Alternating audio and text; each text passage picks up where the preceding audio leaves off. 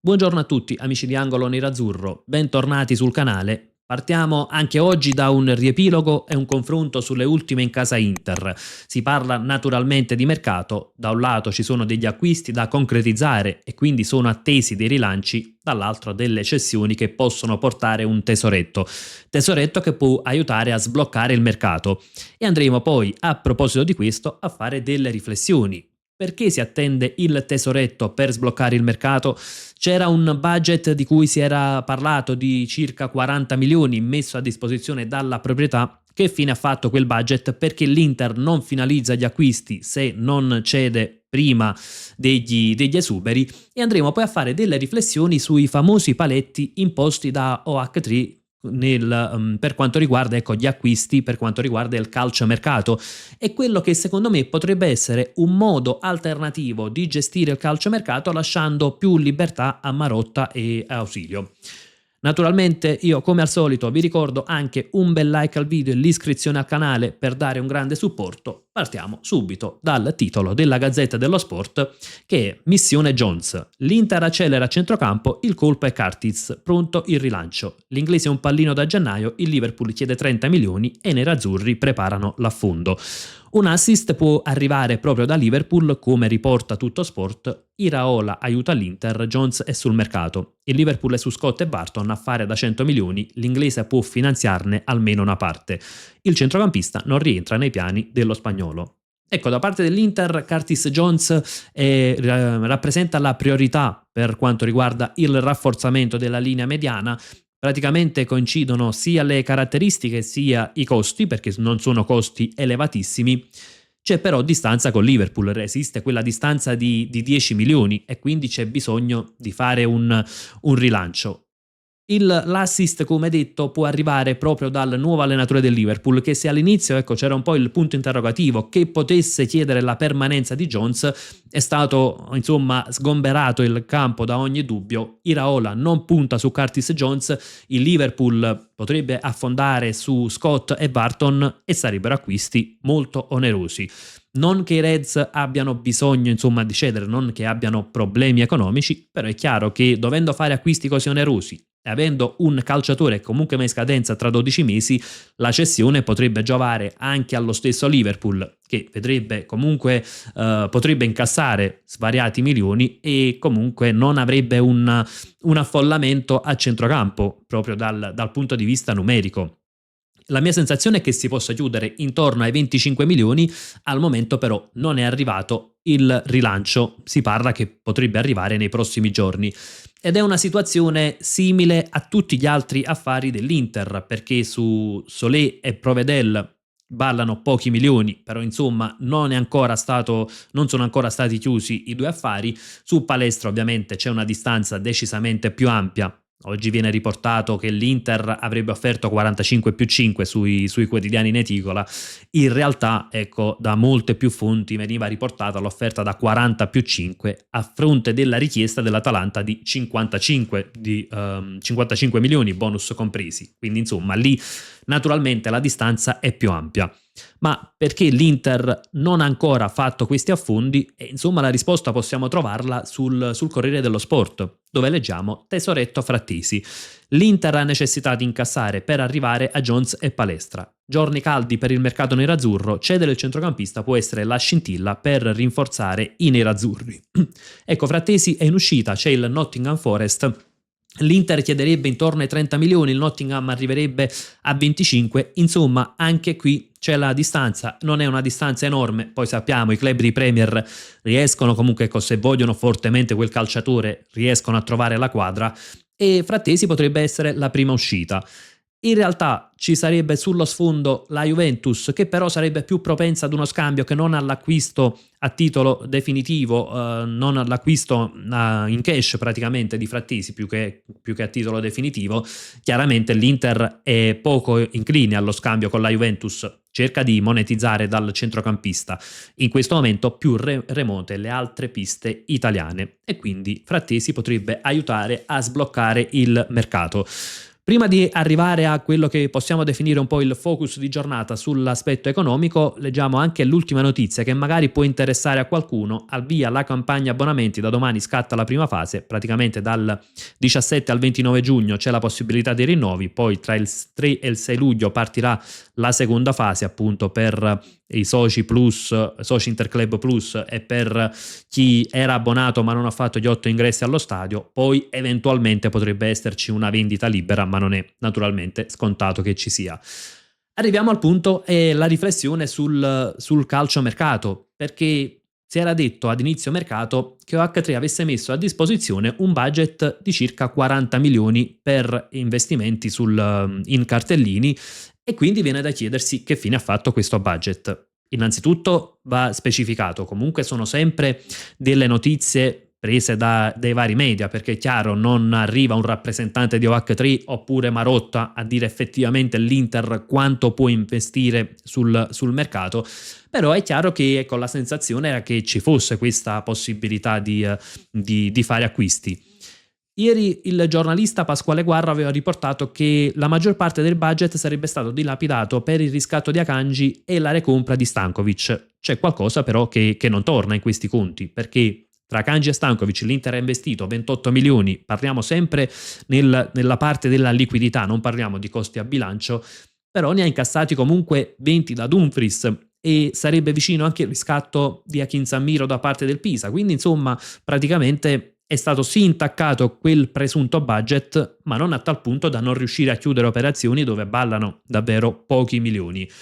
E c'è poi l'altro aspetto, che qualcuno ha sottolineato ancora una volta, il diktat di OH3 e quindi quei paletti che pongono delle condizioni su ogni acquisto. Costo del cartellino a 25 milioni, costo dell'ingaggio netto di 2,5 milioni all'anno, quindi non superare questo budget.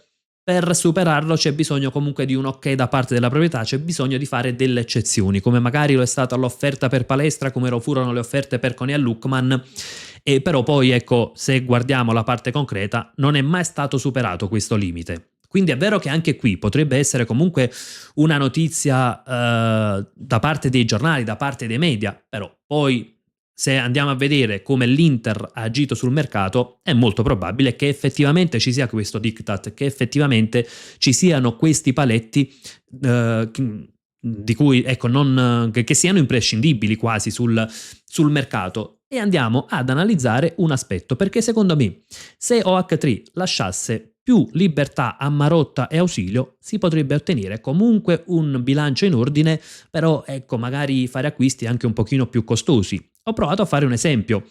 Lo scorso anno l'Inter acquista Luis Enrique, Diouf e Bonny. Questi sono i costi dei cartellini che sono stati messi a bilancio, contratti di 5 anni, lo stipendio netto.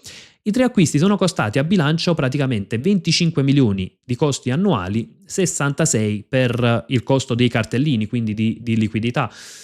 L'ammortamento pari a 13 milioni e 2, stipendi lordi totali per 12 milioni.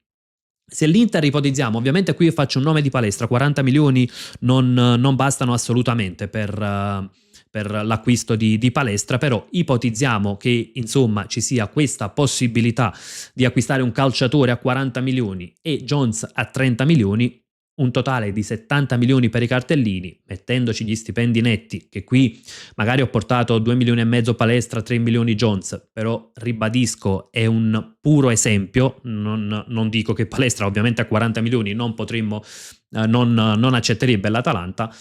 Arriveremmo ad un costo totale di 24 milioni. In questo caso il costo totale a bilancio, come vediamo, sarebbe addirittura leggermente più basso, pur essendo andati oltre i parametri di OH3. Qui è vero, parliamo di 3 acquisti, qui di 2, però oggettivamente ecco, a volte ci sono degli acquisti, diciamo quello di Diouf, anche dal punto di vista numerico era superfluo quasi, verrebbe da dire.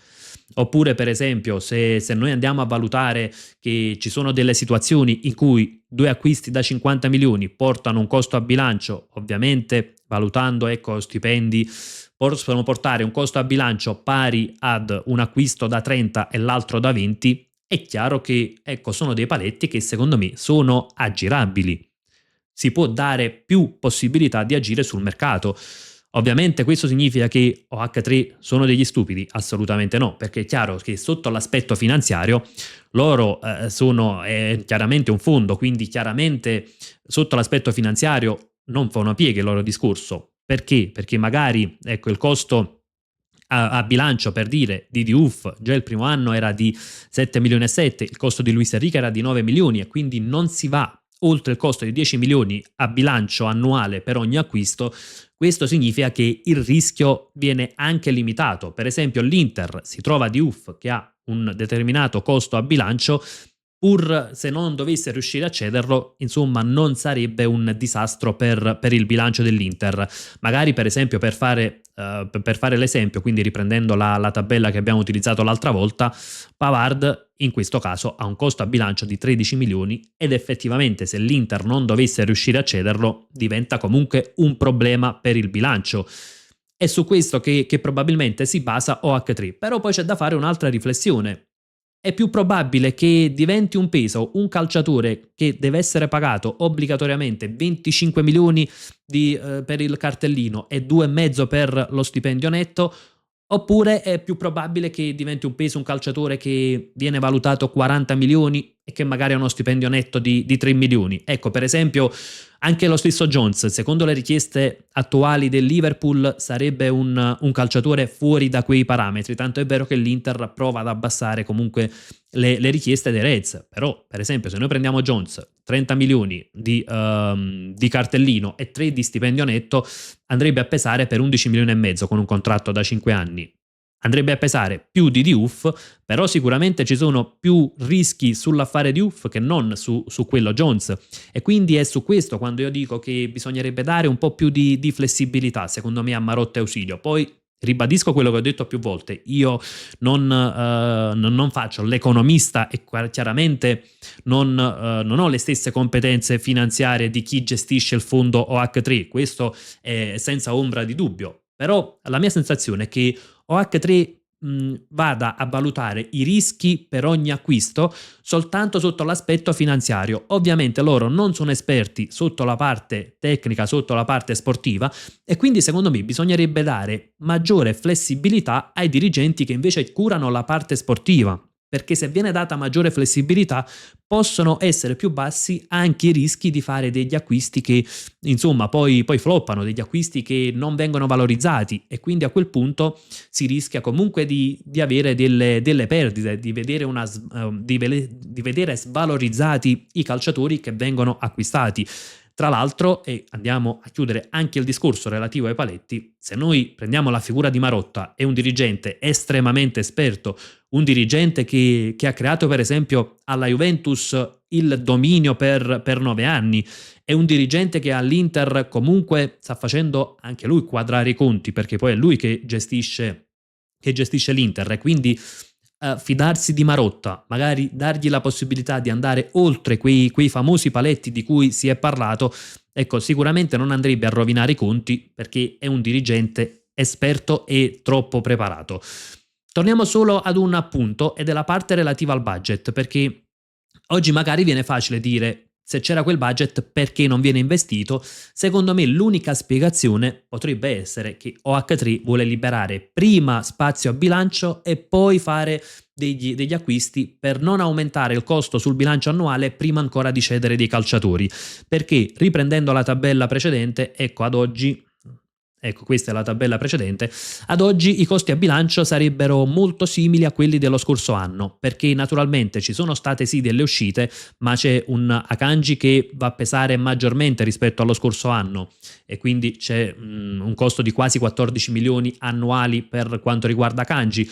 Lo stesso Stankovic, per esempio, pesa per circa, ecco, ho valutato uno stipendio netto di 2 milioni, quindi in quel caso peserebbe per circa 6 milioni e 3, ma comunque in ogni caso sarebbe un peso superiore per esempio a Dumfries che è uscito, parliamo sempre di peso sul bilancio annuale, e quindi potrebbe essere dato da questo il fatto che OC3 vuole prima cedere, non aumentare i costi a bilancio prima ancora di liberarli, e quindi per esempio c'è Pavard che ha un costo di 13 milioni all'anno, c'è Frattesi che ha un costo molto alto per il ruolo che ricopre dal punto di vista tecnico di ben 11 milioni e 8, e quindi questa è l'unica spiegazione. Se i paletti di OH3 non possono essere aggirati e quindi nel caso in cui ovviamente sempre la proprietà a cui spetta l'ultima parola rimane quel diktat 25 milioni per gli acquisti, 2 milioni e mezzo per l'ingaggio netto, significa che va cambiato un po' ciò che viene fatto sul mercato. L'Inter non dovrebbe andare più alla ricerca di profili fatti e finiti, o meglio profili che ad oggi costano di più, perché in realtà non sta neanche cercando tutti i profili già come si suol dire fatti e finiti, ma dovrebbe secondo me andare a sfruttare molto più l'area scouting, come per esempio è stato fatto nel caso di Bissek, e quindi visto che oggi ci sono ancora dei calciatori che danno delle garanzie, ma insomma sono agli ultimi anni all'Inter, faccio un esempio, Çalhanoğlu, lo scorso anno per esempio era Cerbi, quest'anno possiamo definirlo in De Vrij se dovesse rinnovare, c'era per esempio Dumfries che ormai era chiaro a tutti che c'era il grosso rischio di perderlo come poi è accaduto. Ecco, accanto a questi nomi è giusto affiancargli oggi dei giovani che poi ecco possono magari migliorare accanto a questi titolari e poi possono esplodere. Io per esempio nei giorni scorsi ho fatto più di un nome, per esempio in difesa avevo fatto quello di Flamingo, ora al di là del nome in sé, però ci sono tanti altri profili simili e quindi per esempio a fianco Flamingo ad Akanji, se ho azzeccato il colpo e lì poi sta la bravura dei dirigenti e degli osservatori, praticamente io lì fra un anno potrei ritrovarmi chi mi va a prendere il posto da titolare di Akanji. Se Stankovic si era parlato tanto della plusvalenza, ecco, per avere più possibilità di spesa, ma se io Stankovic lo affianco a Çalhanoğlu, magari tra un anno posso trovarmi un calciatore che vale tantissimo, che a bilancio ha un costo limitato e che magari mi prende il ruolo da titolare. Per esempio sul quinto a destra io avevo fatto il nome di Derov, che è un semi sconosciuto, è un terzino del Bran, ma se lo prendo come riserva che magari vada a affiancarmi il quinto titolare, magari azzecco il colpo e tra un anno posso ritrovarmi un calciatore valido. Purtroppo due sono le strade: o OH3 permette ai dirigenti di avere più flessibilità, quindi rispettare sì i conti, tenere sempre i bilanci in ordine, per avere più flessibilità sul singolo colpo, prendendosi anche il rischio di avere magari dei calciatori che hanno un peso sul bilancio annuale un po' più importante come costo tra ammortamento e ingaggio lordo. Oppure, se non può essere aggirato, bisogna agire in maniera differente. A volte la mia sensazione, e ribadisco, è la sensazione visto dall'esterno, che magari obiettivi della parte sportiva e obiettivi invece chi gestisce la parte finanziaria della proprietà non coincidono, tanto è vero che per esempio ecco si va a trattare palestra per 50 milioni o per 45 insomma, però sembra evidente che insomma OH3 non sia proprio di quell'idea di andare a fare un investimento così importante e questo poi porta naturalmente a rallentare tutto il mercato, a perdere altri obiettivi, a vedere invece obiettivi che possono poi aumentare la valutazione e quindi ad avere difficoltà a trovare delle alternative. Insomma è un po' questo quello che può essere il dubbio ecco, sulla gestione del mercato, però ribadisco, la mia non è una critica alla dirigenza né tantomeno alla proprietà, penso che la proprietà sta sistemando i conti dell'Inter, la dirigenza comunque ha dimostrato di essere quella che in Italia sbaglia meno e quindi comunque abbiamo i migliori dirigenti in Italia, è semplicemente un'osservazione sul modo di operare sul mercato e su quella che secondo me potrebbe essere un'alternativa. Aspetto anche le vostre considerazioni nei commenti, magari se anche secondo voi potrebbe essere un'alternativa quella di dare più flessibilità a chi gestisce la parte sportiva dell'Inter, se secondo voi insomma anche con questi paletti, anche con i diktat di OH3, con uno scouting centrato si può comunque creare una squadra fortissima, una squadra non dico di livello per vincere la Champions, ma insomma per fare strada in Europa. E come al solito confrontiamoci su tutto ciò che riguarda la nostra Inter. Come sempre io vi lascio proprio con un gran bel Forza Inter.